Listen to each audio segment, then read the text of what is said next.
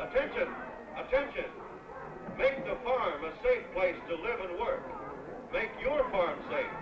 Learn how to prevent accidents. Come to the farm safety demonstration.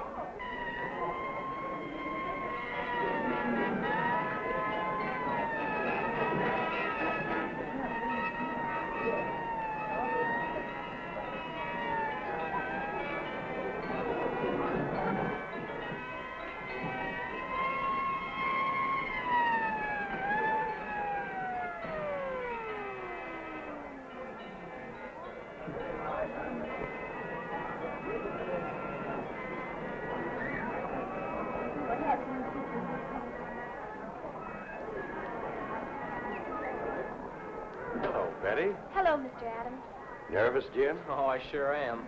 He'll do all right once you get him up on the stage. Why, sure he will. How's your mother, Jim? Oh, she's coming along. But it'll take several more operations before she's well. More operations, eh?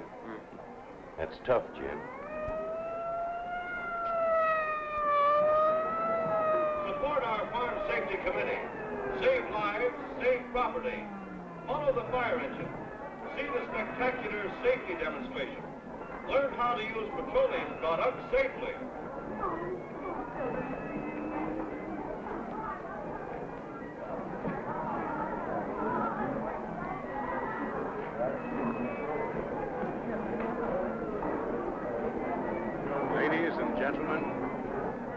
Ladies and gentlemen, on behalf of our newly formed Farm Safety Committee, I welcome you.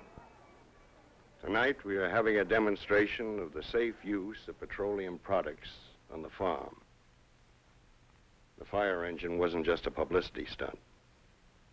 We may need their protection in some of the experiments with flammable liquids that we'll perform tonight. Friends, the farmer, the rancher, and all the members of our farm and rural families have no greater friend than petroleum and its many products. We till the soil, plant our fields, harvest our crops from the power we get from petroleum products. Petroleum heats our homes, cooks our food, develops power for good soil conservation practices. It lubricates our tractors, cars, trucks, machinery. Yes, petroleum is our friend. But if we carelessly or misuse it, our friend. Using petroleum products safely is simply a matter of conscience. Yes, I know the sign is burning, and I'll tell you why. Substance has to be handled in a particular way if we are to get the benefit of it and not harm ourselves or our belongings. First, let's see how some petroleum products act. Let's take the most common one, gasoline, something we use every day. Gasoline seems to burn, doesn't it? Nevertheless, gasoline itself does not burn. Watch this.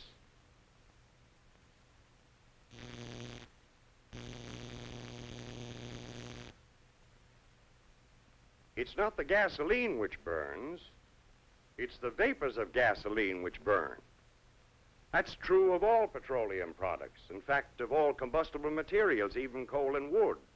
What actually burn are the vapors given off by these materials at certain temperatures. The fact that gasoline vapors burn rapidly is very valuable.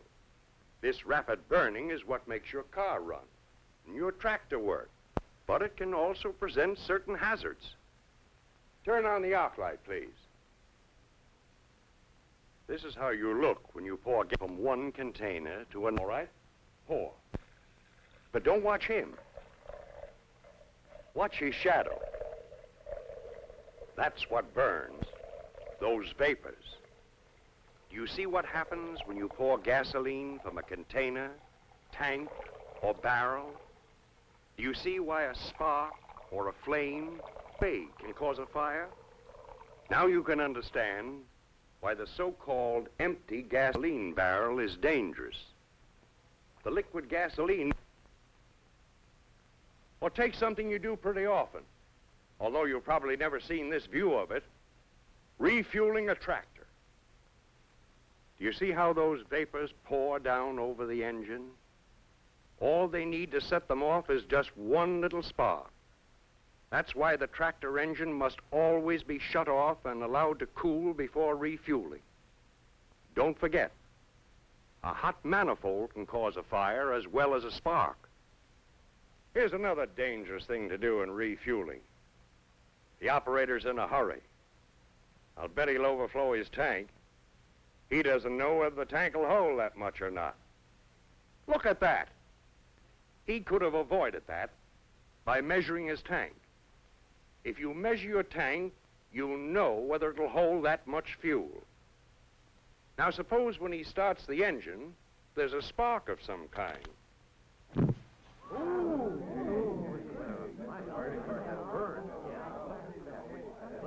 Those boys are right on the job, aren't they?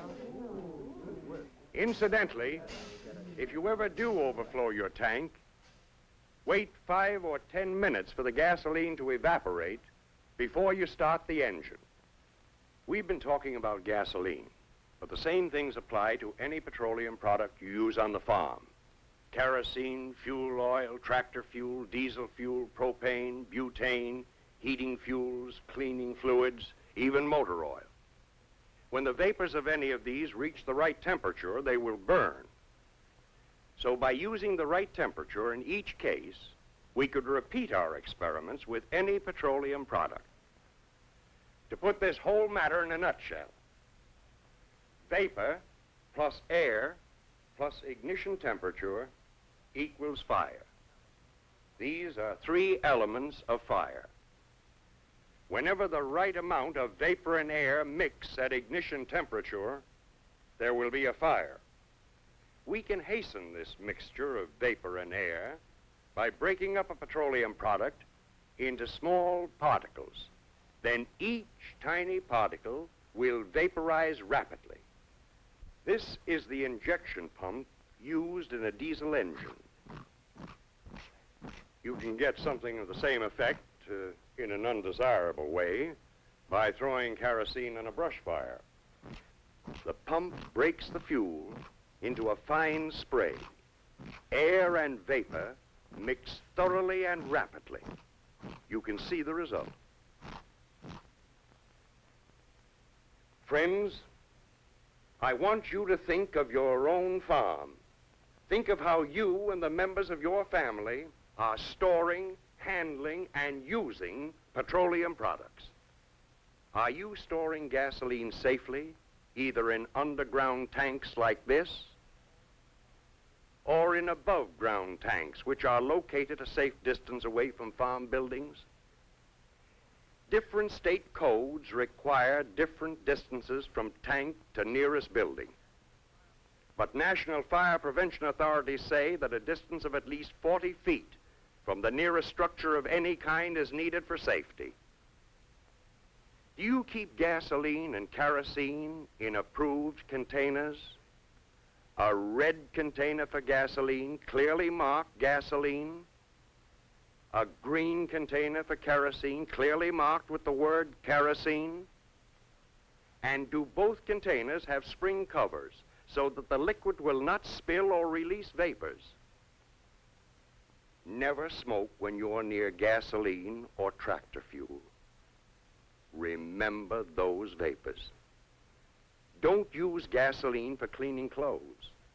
Use a special cleaning fluid. And go outdoors to do your cleaning so that vapors cannot collect in dangerous amounts. Petroleum products are the basis of modern farming and modern farm life.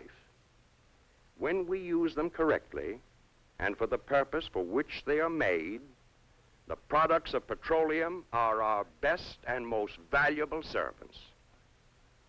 But it is up to you. It's up to each of you individually to answer the question.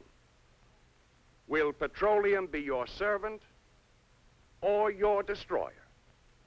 The answer depends upon how carefully you handle petroleum products and on whether you use them only for the purposes for which they were made. Do you know that in 1 year, 536 people were killed in fires that started because somebody threw kerosene or tractor fuel into a stove to get a fire going quickly? Kerosene vaporizes almost instantly in the presence of heat. It doesn't need a fire to vaporize it or ignite the vapors. A red-hot grate or firebox will do it. Watch how kerosene vaporizes on this warm metal plate. When more kerosene than that little spoonful is used, and the vapors are confined in a stove, this is what happens. And if you're hurt or killed, it's not kerosene's fault, it's yours. Oil companies don't make kerosene to be thrown into a firebox. People buy a bathing suit and go out and get drowned. But you can't blame it on the bathing suit. Now, what usually happens when there's an explosion like that is that the person drops or throws the container. In that way, more kerosene is thrown on the fire, on themselves, and all over, and the fire spreads that much more.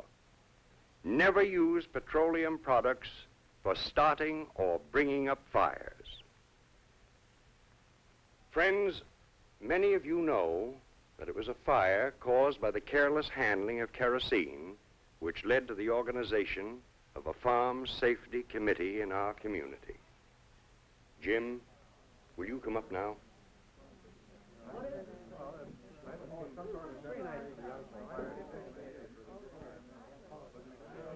Ladies and gentlemen, permit me to introduce Jim Benson. It was at Jim's house the fire happened, which made us realize we must organize for safety. Jim is going to tell us the story of that fire. All right, Jim. Well, ladies and gentlemen, we had a fire at our house, a bad one. It started with throwing kerosene in the stove. But I'll tell you that story in just a minute.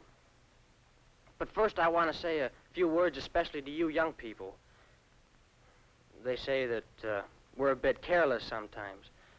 Well, maybe we are. But we've got a lot of living to do. And sometimes we're in a hurry to get at it. But it's tough to do much living if you're badly burned or crippled. And it's impossible to do any living if you're dead. Fellas and girls, young people ought to be the most careful people of all. Why? Well, because we've got the most to lose. We've got our whole lives ahead of us, and we've got the whole thing to enjoy. We want to make farming the best occupation in the whole world. And it can't be that until it's safe. Safe for you, safe for me, and safe for our families, and for the families we're going to have. Oh, and you older folks, I don't mean to leave you out or anything. We've all got to stick together. Well, it was 5 months ago yesterday that we had that fire. And Mom's still in and out of the hospital. It'll take lots and lots of operations before she's well again, too. I wasn't home when the fire started. I'd spent the night over at my uncle's. And the next morning, when I was on my way home, the fire engine came along. I guess Dad had made the fire in the morning, as usual, and went out to do his morning chores. The baby had been upset that morning.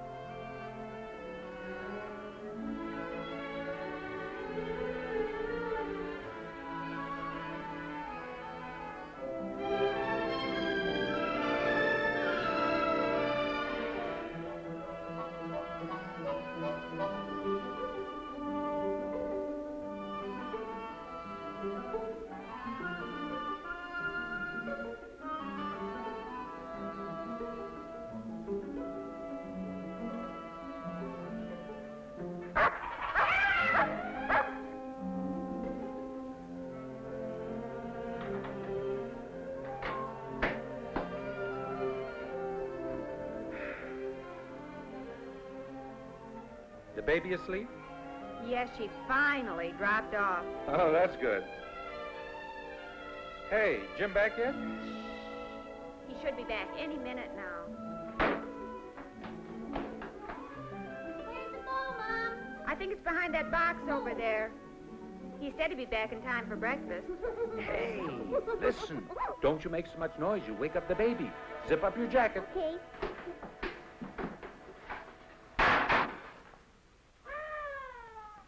Oh. Oh, I suppose I'll have to go up. No, I'll go up and get the baby. You get breakfast started. I'll bring the fire up right away.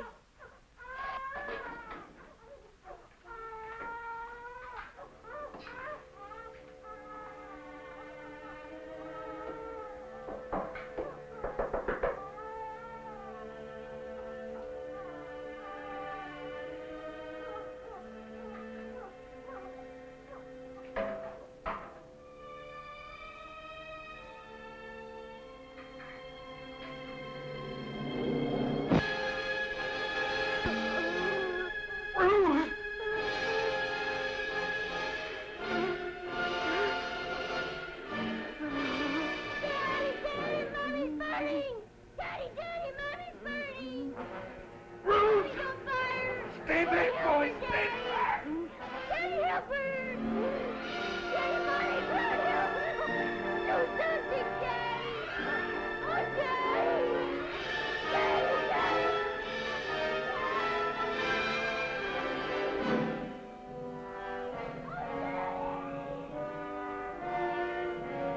Sheriff! Sheriff! Mason's house is on fire. Call the fire department. Call it out here.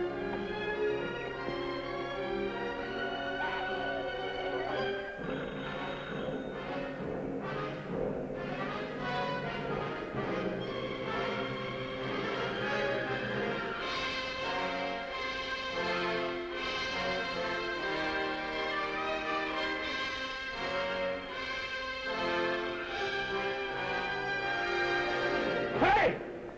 You can't go in there. I got the baby. The baby's up.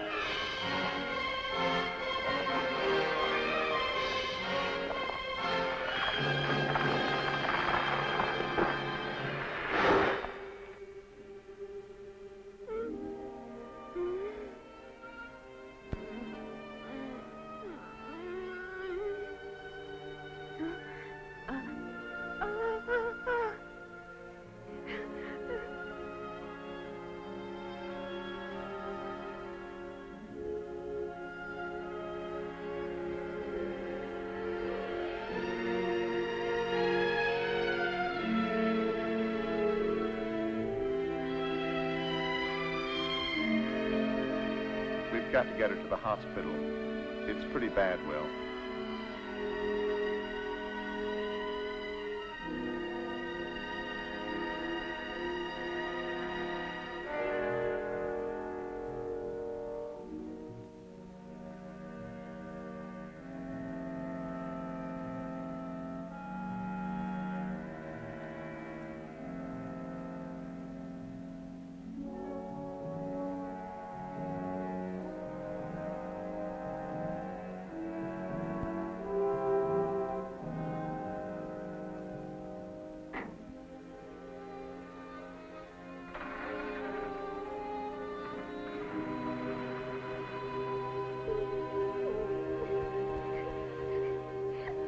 Mommy, Mommy, I want my Mommy. Mommy, I want my Mommy. Daddy, don't take my Mommy away. Mommy, Mommy, don't go away, Mommy. Don't go away.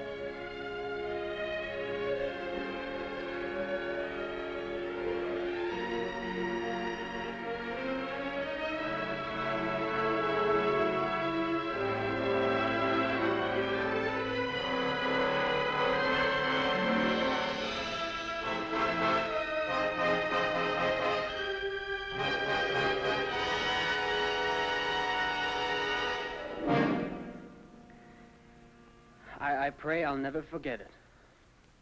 That the agony she suffered will haunt my conscience and your conscience until we have made farming safe.